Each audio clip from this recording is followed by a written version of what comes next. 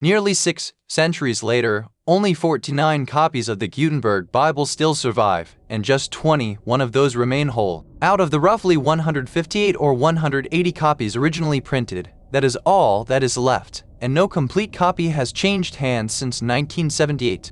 They are counted among the most valuable books on earth. This is the object that opened the age of printed books in the West. It was the first major book produced on a printing press, and its arrival marked the start of what history calls the Gutenberg Revolution. The book was completed in 1456. It was an edition of the Latin Vulgate, printed in the 1450s by Johannes Gutenberg in Mainz, in the Holy Roman Empire, in present-day Germany. It is best known as the 42-line Bible, and also as the Mazarin Bible, or simply the B42. What set it apart was its method. It was the earliest major book printed in Europe using mass-produced metal movable type.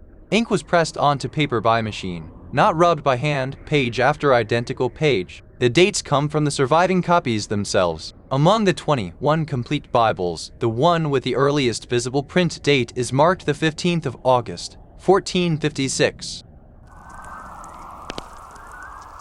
And the edition was being talked about even before it was finished. In March of 1455, the future Pope Pius II wrote that he had seen pages of the Gutenberg Bible on display in Frankfurt, shown off to promote the coming edition.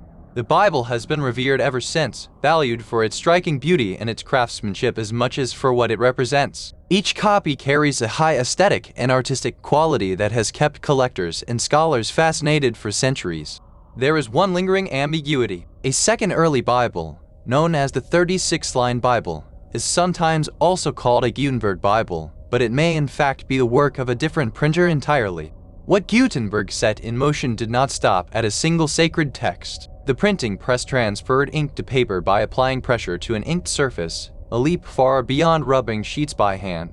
As that machine spread across the world, it transformed how books were made and how knowledge itself moved through the early modern period, turning a single Mainz workshop into the starting point of the printed age. That's it for this one. Watch this next. Why a truck turned Bastille Day into a massacre in Nice.